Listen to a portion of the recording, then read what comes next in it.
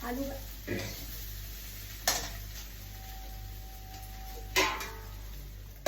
जय माता दी दोस्तों, आज की वीडियो में रसोई से जुड़ी कुछ छोटी छोटी महत्वपूर्ण बातें और कंफ्यूजन दूर करने वाले हैं। जैसा कि अभी मैंने उसको फ्राई किया था, उसी को गले में थोड़ा सा आ रहा है।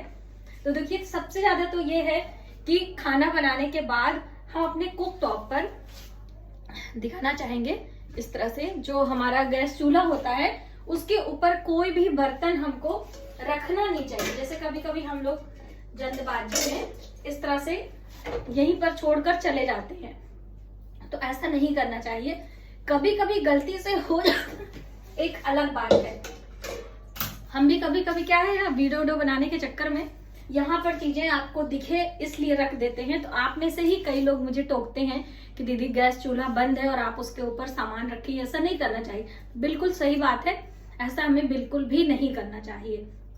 और आप में से ज्यादा प्रश्न रहते हैं कि दीदी हम अपने घर में कढ़ाई जो हमारा होता है इस तरह से हम अपने रसोई में रखते हैं, तो क्या हम इस एक से अधिक रख सकते हैं कि नहीं? तवा हो या फिर हम कढ़ाई की बात करें तो बिल्कुल आप रख सकते हैं। आपके सामने ही देखिए, एक ये है और एक पे मैंने ये रेडी किया है। तो कहने का मतलब है कि 2-3 आपका जितना दिल करे आप रखें, लेकिन आपकी तवा हो कढ़ाई हो बिल्कुल क्लीन होनी चाहिए, साफ सुथरी होनी चाहिए, और आप उसको बीच बीच में इस्तेमाल करते रहें। लंबे समय तक स्टोर करके हमें बर्तन या कोई कपड़े या कुछ नहीं रखना चाहिए। यदि आपकी कढ़ाई खराब हो गई है, टूट गई है, हैंडल वगैरह या कुछ भी, तो आप उसे रिपेयर करवा लें या फिर उसको चेंज करके नया लेकर आए। ठीक है, टूटा फूटा बर्तन हमें अपनी रसोई में बिल्कुल भी नहीं इस्तेमाल करना चाहिए। अगर हम आपसे यही बात शेयर करते हैं कि आप अपने घर में कोई भी टूटी फूटी चीजें मत रखें।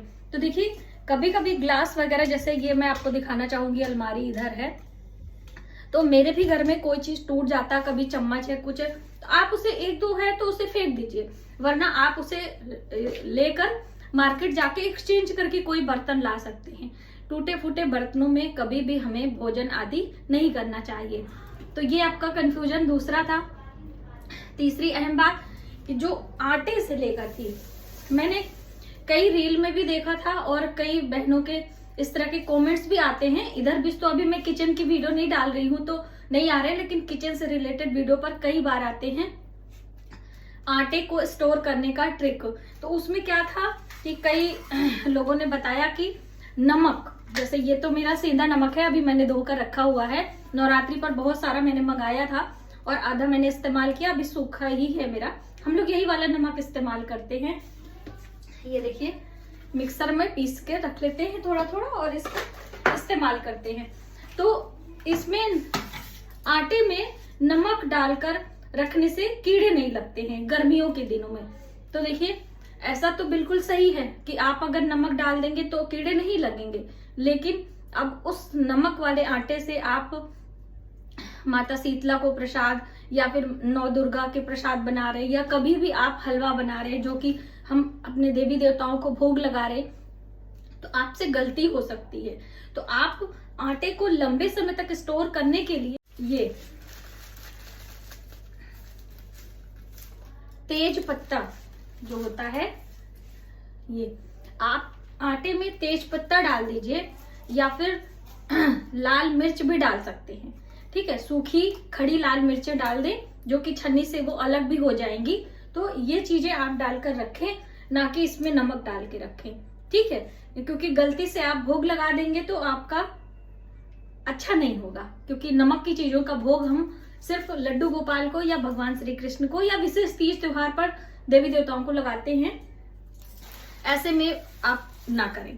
ठीक है, और दूसरी अहम बात कि जब भी हम आटा है या कुछ भी कंटेनर में डालते, जैसे मैंने एक वीडियो आपको दी थी कि आपके घर में हल्दी, नमक, चावल, आटा, ये सब चीजें बिल्कुल खत्म ना हो जाए, एकदम से खत्म ना हो जाए कि आपके घर है ही नहीं है, आज बनना ही नहीं, रोटी नहीं बन पाएगी क्योंकि मेरे घर आटा नहीं है, आज हम चावल बनाएंगे। ऐसा ना होने दें, थोड़ा ही बचा रहे तभी आप मार्केट से लाके रख लें।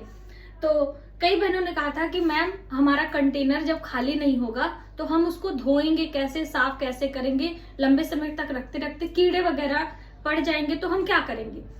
ऐसा बिल्कुल भी नहीं है। देखिए मेरी मतलब उसका जो मतलब है आप नहीं समझ पाए। जैसे मान लीजिए ये कंटेनर है, इसमें हमने हल्दी रखी है, अभी कंटेनर को हमने साफ किया था और ये वाली हल्दी इस तरह से पाउच में है या आपने डायरेक्टली रखी है, तो इसको किसी कटोरी में पलट के रख लीजिए और आप अपने कंटेनर को साफ कर सकते हैं। आपके घर में है, आपकी रसोई में है, ना कि उस डिब्बे की ज्यादा जरूरत है। भाई डिब्बा टूट जाएगा, कुछ भी दिक्कत होगी तो आप चेंज तो करेंगे ही ना। तो इस तरह से इस चीज का आप ध्यान रखें। या आपके रसोई में, मंदिर में गांठ वाली हल्दी है तो भी आपके घर में शुभता रहती है। ऐसा नहीं है कि आप इसको धो ही नहीं सकते हैं, ठीक है। तो ये कंफ्यूजन था तो मैंने सोचा मैं आपकी दूर कर दूं। और एक कंफ्यूजन और है, जैसे कि एकादशी, आज एकादशी है, मैं व्रत हूं, अभी सुबह से मैंने कुछ भी नहीं खाया। मैं घड़ी की बात करूं तो अभी शायद मैं देखूं 2:30 बजे, 3 बजने वाले हैं। सुबह हम लोग जब तक नहाते नहीं है तब तक कुछ भी नहीं खाते पीते हैं। नहाने के बाद, पूजा पाठ करने के बाद चाय जरूर लेते हैं, तो चाय ले लिया था। और ऐसे ही रील वगैरह, वीडियो वगैरह बनाने के टाइम नहीं मिला है, तो अभी मैंने वो आलू फ्राई किया, अभी मैं खाऊंगी चाय के साथ में 4 बजे तक।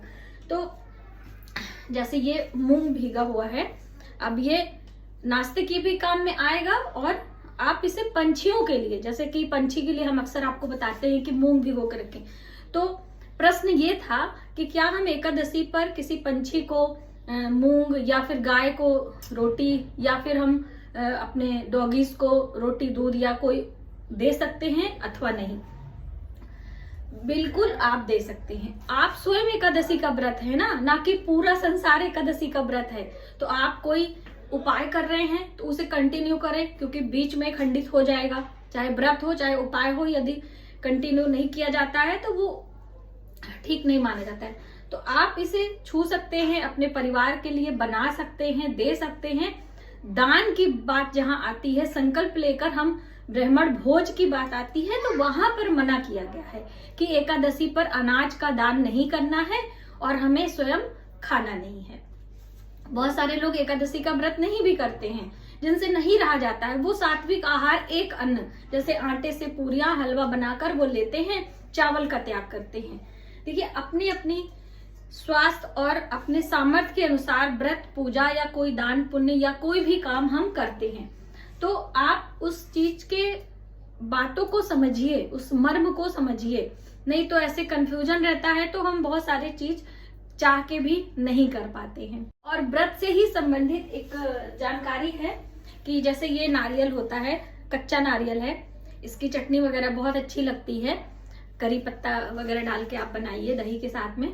तो क्या हम इसे व्रत में ले सकते हैं कि नहीं? बिल्कुल आप नारियल व्रत में कोई भी रेसिपी, हलवा, बर्फी वगैरह बना के खा सकते हो, लेकिन अष्टमी पर त्याग करना है। बस सिर्फ अष्टमी तिथि पर त्याग करने के बाद आप कभी भी इसको ले सकते हो।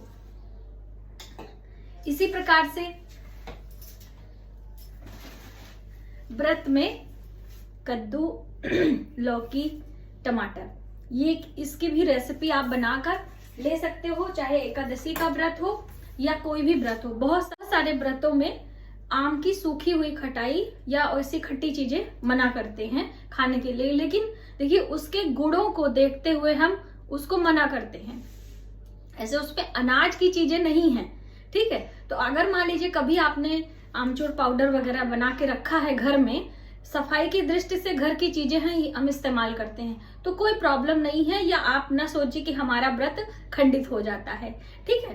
तो हमारे यहाँ ये इसका हलवा, इसकी खीर और इसको सब्जी में डाल के खाते हैं। और एकादशी पर तो कुछ ना कुछ जरूर बनाया ही जाता है, तो हम लोग इस्तेमाल। बहुत बड़ी कंफ्यूजन कि जैसे अक्सर मैं आपको बताती हूँ कि ये पेड़ पौधा लगाइए, मंदिर में जाइए, परिक्रमा करिए, भोलेनाथ को जल चढ़ाइए। तो बहुत सारी बहनें बच्चों के कारण या फिर अभी उनकी नई नई शादी हुई है, वो नहीं जा पाती हैं, तो उनको बड़ा ग्लानि होता है कि ये उपाय हम नहीं कर पा रहे हैं। कोई बात नहीं है, बहुत सारे ऐसे कार्य हैं जो कि हम घर पर ही रहकर कर सकते हैं, तो आप उनको चुनिए, उन चीजों को अपनाइए। जो काम आप नहीं कर पा रहे हैं, घर से बाहर का है, तो आप उसके लिए ना परेशान हो।